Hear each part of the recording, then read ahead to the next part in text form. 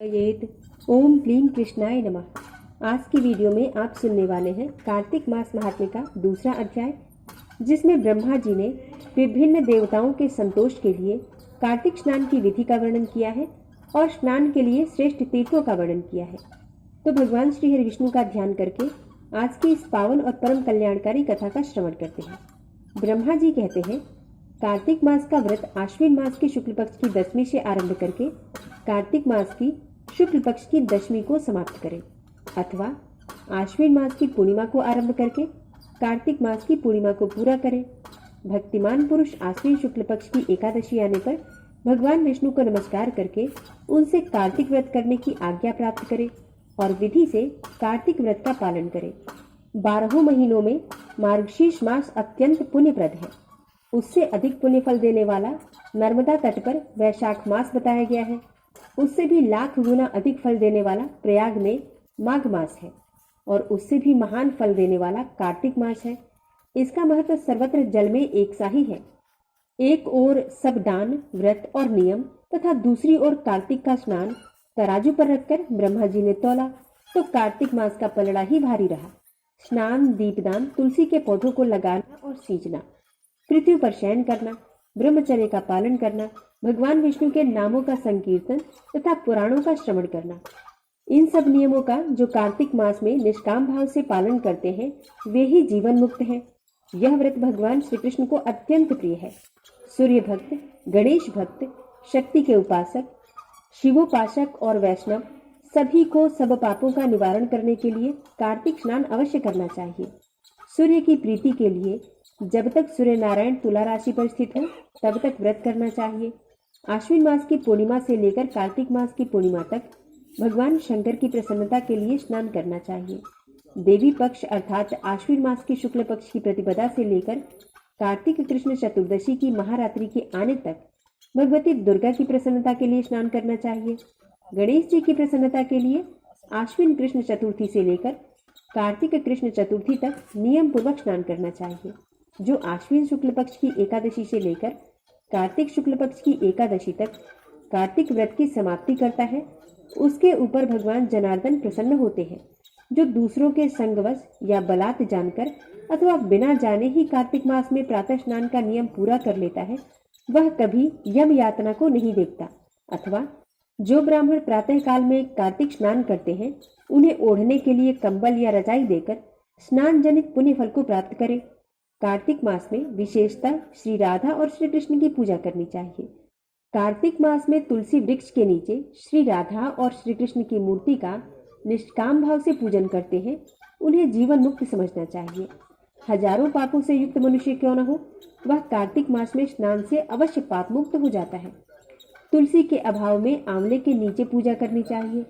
मुख्य पूजा की विधि सूर्य मंडल में करनी चाहिए, अर्थात सूर्य मंडल की ओर देखकर सूर्य रूपी नारायण के लिए पूजनोपचार समर्पित करना चाहिए। सब देवता अप्रत्यक्ष है, केवल ये भगवान सूर्य ही प्रत्यक्ष है।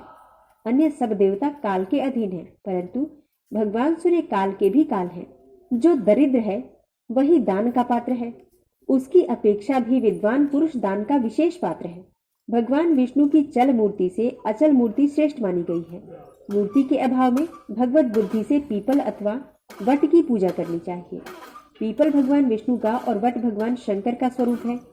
शालिग्राम शिला के चक्र में सदा भगवान विष्णु का निवास है, इसलिए प्रयत्न पूर्वक शालिग्राम की पूजा करनी चाहिए।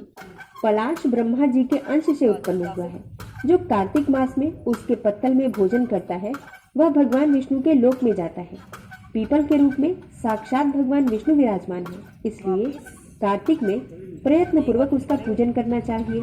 जो लोग कार्तिक मास में स्नान, जागरण, दीपदान और तुलसी वन की रक्षा करते हैं वे भगवान विष्णु के स्वरूप हैं। जो भगवान विष्णु के मंदिर में झाड़ू देकर स्वास्तिक आदि का निष्काम भाव से मंगल चिन्ह बनाते और भगवान विष्णु की पूजा करते हैं वे जीवन मुक्त हैं।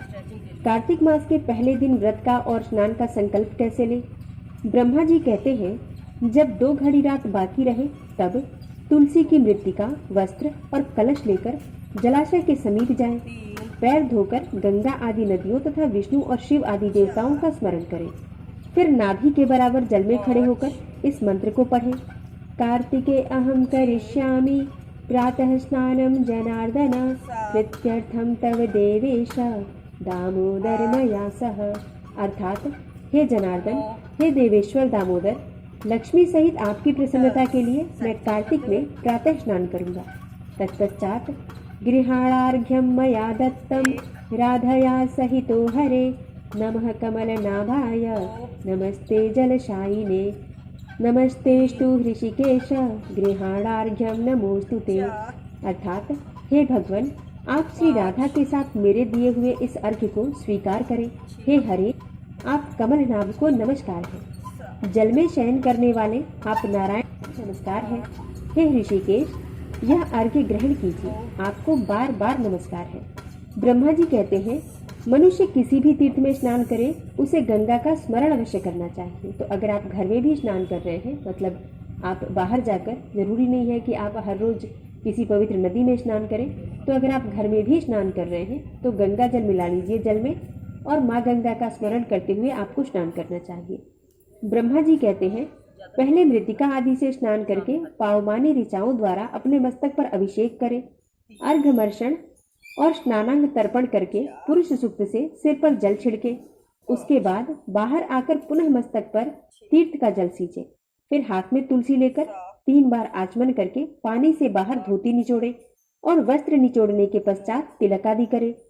कार्तिक मास में जहाँ कहीं भी जल हो, अर्थात प्रत्येक जलाशय के जल में स्नान करना चाहिए। गर्म जल की अपेक्षा ठंडे जल से स्नान करने से 10 गुना अधिक पुण्य फल प्राप्त होता है। तो जो आप लोगों के प्रश्न आते हैं कि क्या हम गर्म पानी से स्नान कर सकते हैं, देखिए ब्रह्मा जी कह रहे हैं ना कि 10 गुना अधिक फल प्राप्त होता है उन्हें जो ठंडे पानी से स्नान करते हैं, और उससे 100 गुना पुण्य बाहरी कुएं के जल से स्नान करने से प्राप्त होता है। उससे भी अधिक पुण्य बावड़ी में और उससे भी अधिक पुण्य पोखरे में स्नान करने से प्राप्त होता है, और उससे 10 गुना झरनों में, और उससे भी अधिक पुण्य कार्तिक में नदी स्नान करने से होता है, और उससे भी 10 गुना अधिक पुण्य फल तीर्थ स्थान में स्नान करने से बताया गया है। और तीर्थ से भी 10 गुना पुण्य फल वहां होता है जहां पर 2 नदियों का संगम होता है, और यदि कहीं 3 नदियों का संगम हो तब तो पुण्य की कोई सीमा ही नहीं होती। सिंधु, कृष्णा, वेणी, यमुना, सरस्वती, गोदावरी, विपाशा अर्थात व्यास नदी, नर्मदा, तमसा, मही, कावेरी, सरयू, क्षिप्रा, चरमनवती अर्थात चंबल, वितस्ता अर्थात झेलम, वेदिका, शोणभद्र, वेत्रवर्ती अर्थात बेतवा, अपराजिता, गंडकी, गोमती, पूर्णा, ब्रह्मपुत्रा, मानसरोवर, वाग्मती, शतद्रु अर्थात सतलज, ये तीर्थ कार्तिक में दुर्लभ है। सब स्थलों से अधिक आर्यावर्त अर्थात विंध्याचल और हिमालय के भीतर का प्रदेश उत्तर भारत पुण्यदायक है। उससे भी कोल्हापुरी श्रेष्ठ है, और कोल्हापुरी से श्रेष्ठ विष्णु कांची और शिव कांची है। उससे श्रेष्ठ है अनंत सेन का निवास स्थान वराह क्षेत्र। वराह क्षेत्र से चक्रक क्षेत्र, और चक्रक क्षेत्र से अधिक पुण्यमय मुक्ति क्षेत्र है। उससे श्रेष्ठ अवंतीपुरी, और अवंतीपुरी से श्रेष्ठ बद्रिकाश्रम है। बद्रिकाश्रम से अयोध्या, अयोध्या से गंगा द्वारा, गंगा द्वार से कनखल, और कनखल से भी श्रेष्ठ मथुरा है, क्योंकि कार्तिक में वहां स्वयं भगवान राधा कृष्ण स्नान करते हैं। मथुरा से भी श्रेष्ठ द्वारका है। जिन्होंने भगवान गोविंद में अपने चित्त को लगा रखा है, उनके लिए द्वारका सूर्य के समान पुण्य का प्रकाश देने वाली है। द्वारका से भी श्रेष्ठ भागीरथी है, और वो भी जहाँ विंध्य पर्वत से निकलती है वहाँ अधिक श्रेष्ठ है। उससे 10 गुना पुण्य तीर्थराज प्रयाग में प्राप्त होता है, और उससे श्रेष्ठ काशी है, जिसके आश्रय से गंगा जी भी मनुष्यों के सब पापों का नाश करती है। काशी में पंचनद अर्थात पंचगंगा तीर्थ है, जो तीनों लोकों में विख्यात है। कार्तिक मास आने पर रौरव नरक में पड़े हुए पितर भी चिल्लाते हैं कि क्या हमारे वंश में कोई ऐसा भाग्यवान पैदा होगा जो पंचगंगा में जाकर हमारे लिए नरक से उद्धार करने वाला तर्पण करेगा। लाखों पाप करके भी मनुष्य यदि पंचगंगा में नहाकर बिंदु माधव जी की पूजा करे तो उसके सभी पाप तत्काल नष्ट हो जाते हैं। कुछ रात बाकी रहे तभी स्नान किया जाए तो वह उत्तम और भगवान विष्णु को संतुष्ट करने वाला होता है। सूर्योदय काल में किया हुआ स्नान मध्यम श्रेणी का है। जब तक कृत्तिका अस्त न हो तभी तक स्नान का उत्तम समय है, अन्यथा बहुत विलंब करके किया हुआ स्नान कार्तिक स्नान की श्रेणी में नहीं आता। स्त्रियों को पति की आज्ञा लेकर कार्तिक स्नान करना चाहिए, क्योंकि पति से बिना पूछे जो धर्म कार्य किया जाता है वह पति की आयु को क्षीण कर देता है। स्त्रियों के लिए पति की सेवा छोड़कर दूसरा कोई धर्म नहीं है। जो पति की आज्ञा का पालन करे वही इस संसार में धर्मवर्ती है। केवल व्रत आदि से धर्मवर्ती नहीं होती। पति यदि दरिद्र, पतित, मूर्ख अथवा दीन भी हो तो वह वैसा होता हुआ भी स्त्री का आश्रय है। उसके त्याग से स्त्री नरक में गिरती है। जिसके दोनों हाथ, दोनों पैर, वाणी और मन ये काबू में रहे तथा जिसमें विद्या, तप एवं कीर्ति हो वही मनुष्य तीर्थ के फल का भागी होता है। जिसकी तीर्थों में श्रद्धा न हो, जो तीर्थ में भी पाप की ही बात सोचता हो, नास्तिक हो और जिसका मन दुविधा में पड़ा रहता हो तथा जो कोरा तर्कवादी हो, ये 5 प्रकार के मनुष्य तीर्थ फल के भागी नहीं होते। जो ब्राह्मण प्रतिदिन प्रातःकाल उठकर तीर्थ में स्नान करता है वह सब पापों से मुक्त होकर पर ब्रह्म परमात्मा को प्राप्त होता है। स्नान का तत्व जानने वाले मनीषी पुरुषों ने 4 प्रकार के स्नान बतलाए हैं: वायव्य, वारुण, ब्राह्म और दिव्य। गोधूली में किया हुआ स्नान वायव्य कहलाता है। समुद्र आदि के जल में जो स्नान किया जाता है उसे वारुण कहते हैं। वेद मंत्रों के उच्चारण पूर्वक जो स्नान होता है उसका नाम ब्राह्म है तथा मेघों अथवा सूर्य की किरणों द्वारा जो जल अपने शरीर पर गिरता है उसे दिव्य स्नान कहते हैं। इन सभी स्नानों में वारुण स्नान सबसे उत्तम है। ब्राह्मण, क्षत्रिय और वैश्य को मंत्रोच्चारण पूर्वक स्नान करना चाहिए। स्त्री और शूद्र के लिए बिना मंत्र के ही स्नान करने का विधान बताया गया है। प्राचीन समय में श्रेष्ठ तीर्थ पुष्कर में जहाँ नंदा संगम है, वही नंदा के कहने से राजा प्रभंजन कार्तिक मास में पुष्कर स्नान करके व्याघ्र योनि से मुक्त हुए थे और नंदा भी कार्तिक में पुष्कर का स्पर्श पाकर परम धाम को प्राप्त हुई थी। कार्तिक मास महात्म का दूसरा अध्याय समाप्त हुआ और अब आप सुनेंगे तुलसा जी की कथा। कार्तिक के महीने में सब कोई तुलसा माता को सींचने जाती थी। सब कोई तो सींच के आती जाती, पर एक बुढ़िया माई आती और तुलसा माता से रोजाना कहती, तुलसा माता सतकी दाता, मैं बिरला सींचूं तेरा, तू कर निस्तारा मेरा। तुलसा माता अडुआ दे, लडुआ दे, पीतांबर की धोती दे, मीठा मीठा घास दे, बैकुंठ का वास दे, चटके की चाल दे, पटके की मौत दे, चंदन की काट दे, झालर की झिनकार दे, साई का राज दे, दाल भात का जीवन दे, 11 का दिन दे और कृष्ण को कांधा दे। इतनी बात सुनकर तुलसा माता सूखने लगी। एक बार भगवान श्री कृष्ण ने पूछा कि तुम्हारे पास तो इतनी औरतें आती हैं, तुम्हें जिमावे गावे, तो भी तुम कैसे सूखने लगी? तुलसा माता ने कहा कि मत पूछो। भगवान श्री कृष्ण ने कहा कि मैं नहीं पूछूंगा तो कौन पूछेगा, बताओ क्या बात है? तुलसा माता ने कहा कि एक बुढ़िया आती है जो रोजाना इतनी बात कहकर जाती है, तुलसा माता सतकी दाता, मैं बिरला सींचूं तेरा, तू कर निस्तारा मेरा। तुलसा माता अडुआ दे, लडुआ दे, पीतांबर की धोती दे, मीठा मीठा घास दे, बैकुंठ का वास दे, चटके की चाल दे, पटके की मौत दे, चंदन की काट दे, झालर की झिनकार दे, साई का राज दे, दाल भात का जीवन दे, 11 का दिन दे और कृष्ण का कांधा दे। मैं और तो सब कुछ दे दूंगी, लेकिन कृष्ण जी का कांधा कहाँ से दूंगी? तुलसा जी की बात सुनकर भगवान श्री कृष्ण ने कहा, तुम चिंता मत करो, मैं कांधा दे दूंगा। तब तुलसा माता प्रसन्न हो गई और फिर से हरी भरी रहने लगी। थोड़े दिनों के बाद बुढ़िया माई मर गई।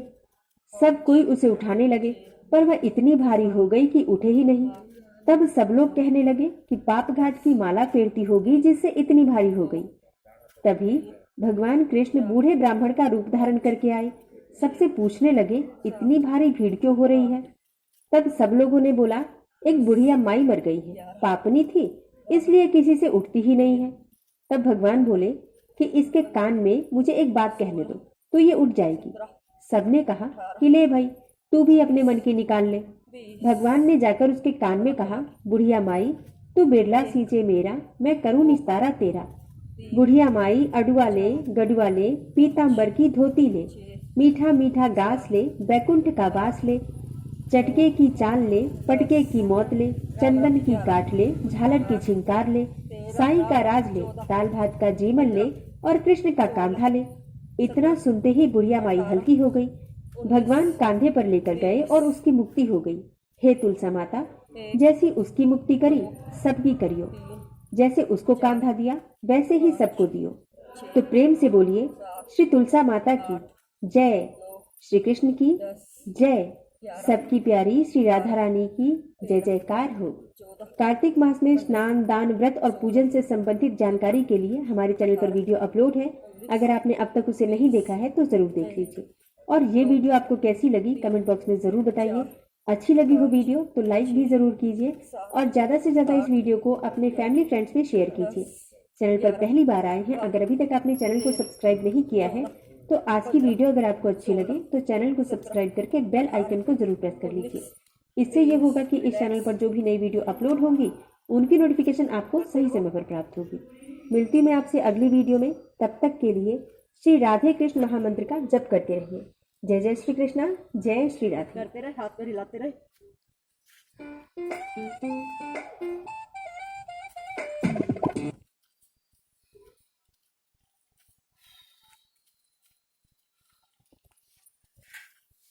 Very good.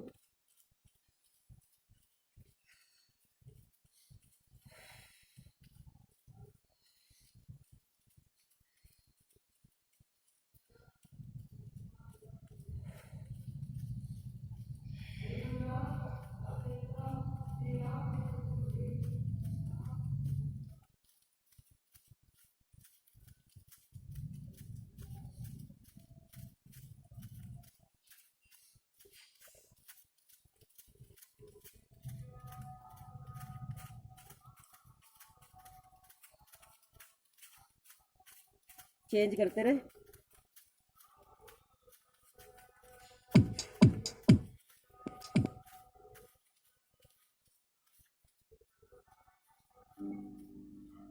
I'm breaking aside and I'm losing my mind.